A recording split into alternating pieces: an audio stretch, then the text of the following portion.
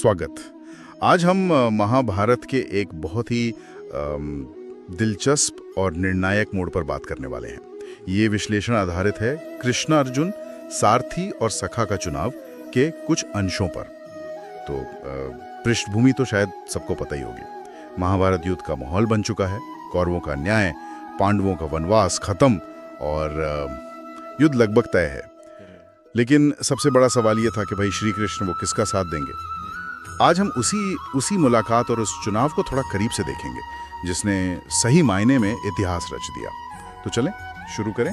हाँ, तो हुआ यूं कि अर्जुन और दुर्योधन दोनों ही श्री कृष्ण का समर्थन मांगने पहुंचे द्वारिका।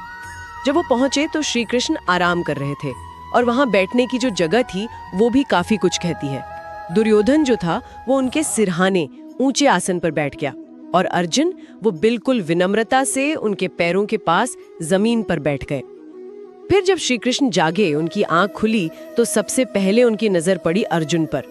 तो उन्होंने कहा कि भाई मैंने पहले अर्जुन को देखा है तो बात करने का पहला हक उसी का बनता है, भले ही दुर्योधन शायद पहले आया हो। जी, और यहाँ ये बात सोचने वाली है, क्या ये महज संयोग था कि उनकी नजर पहले अर्जुन पर पड़ी, या अर्जुन की विनम्रता का कोई असर था, या कहानीकार हमें कुछ और इशारा कर रहा है। स्रोत सीधे तो नहीं बताते, लेकिन ये घटना किरदारों के स्वभाव पर, मतलब उनकी पर्सनैलिटी पर रोशनी तो डालती ही है। हाँ बिल्कुल, और यहीं से वो चुनाव वाला मशहूर पल आता है। श्री कृष्ण ने एक प्रस्ताव रखा, उनका देखो मैं युद्ध में किसी एक ही तरफ रहूंगा जी, तो चुनाव कर लो। एक तरफ है मेरी पूरी नारायणी सेना जो अजेय मानी जाती है, और दूसरी तरफ हूँ मैं खुद अकेला और बिना हथियार उठाए, क्योंकि उन्होंने प्रण लिया था कि वो युद्ध में शस्त्र नहीं उठाएंगे। अब दुर्योधन ने तो मतलब ज्यादा सोचा ही नहीं। हाँ, उसके लिए तो ये सीधा सीधा गणित था। बिल्कुल, उन सोचा भाई इतनी बड़ी सेना, जीत तो पक्की है। उसने फौरन नारायणी सेना मांग ली जी। फिर आई अर्जुन की बारी, और अर्जुन का जवाब वो तो कमाल का था। हाँ, सुनने लायक। उन्होंने कहा मुझे आपकी सेना नहीं चाहिए, मुझे तो सिर्फ आप चाहिए, बस आप, भले ही आप शस्त्र न उठाएं। सोचिए जरा, युद्ध के मुहाने पर खड़े होके दुनिया की शायद सबसे ताकतवर सेना को मना कर देना, और चुनना किसको? सिर्फ एक साथी को, वो भी नियत थे। ये वाकई बहुत बड़ी बात थी। श्री कृष्ण मुस्कुराए, उन्होंने अर्जुन का चुनाव स्वीकार कर लिया।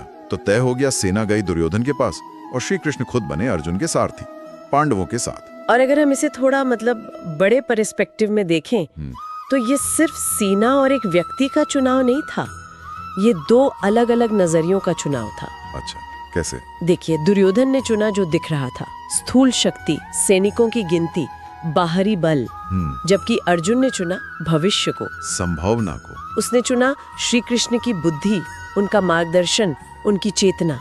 सही बात है, सारथी बनना सिर्फ रथ चलाना तो नहीं था। बिल्कुल नहीं, वो तो युद्ध की दिशा तय करना था, रणनीति बनाना था, अर्जुन का मनोबल बनाए रखना था। तो एक तरह से अर्जुन ने प्रत्यक्ष बल के बजाय उस बल के स्रोत को चुना, अप्रत्यक्ष प्रभाव को चुना। और इस कहानी से जो गहरी बातें निकलती हैं वो आज भी उतनी ही प्रासंगिक हैं। जी, पहली तो ये, जैसा आपने कहा कि श्री कृष्ण का शस्त्र न उठाना कोई मायने नहीं रखता था, उनकी सिर्फ मौजूदगी, उनका मार्गदर्शन ही सबसे बड़ा हथियार साबित हुआ। बिल्कुल, ये दिखाता है कि असली शक्ति हमेशा वो नहीं होती जो दिखती है या जिसे गिना जा सके। कई बार सही सलाह, सही रणनीति या बस सही समय पर कहा गया एक शब्द ज्यादा ताकतवर होता है। दूसरी बात ये कि अर्जुन ने सिर्फ एक योद्धा या रिश्तेदार को नहीं चुना था। नहीं, उसने विवेक को चुना, धर्म को चुना, चेतना के प्रतीक को चुना। ये अर्जुन की अपनी समझदारी भी दिखाता है। हाँ, और तीसरी, शायद सबसे अहम सीख, कि जब चुनाव करने की बारी आए तो सिर्फ बाहरी ताकत या संख्या बल को मत देखो, सही, बल्कि उस ताकत के असली स्रोत को पहचानो। ज्ञान, विवेक, मार्गदर्शन, उसे चुनना ज्यादा जरूरी है। बिल्कुल सही कहा। अर्जुन ने एक तरह से यूं कहिए संभावित ऊर्जा को गतिज ऊर्जा पर तरजीह दी। उसने सोर्स को चुना, फोर्स को नहीं। तो कुल मिलाकर ये कहानी हमें एक बुनियादी सवाल के सामने ला खड़ा करती है ना, कि हमें प्रत्यक्ष दिखने वाली ताकत चुननी चाहिए या वो अनदेखी ताकत, वो विवेक जो हमें रास्ता दिखाता है। हाँ, और ये हमें आज के लिए गहरे सवाल के साथ छोड़ जाता है। जब हमारी जिंदगी में मुश्किल फैसले आते हैं तो हम तात्कालिक फायदों जो सामने दिख रहे होते हैं और गहरे स्थायी मूल्यों जैसे सही सलाह, नैतिकता या दूरदर्शिता, इनके भी चुनाव कैसे करते हैं। अलग अलग हालात में हमारे लिए शक्ति के असली स्रोत का मतलब क्या होता है, ये सोचने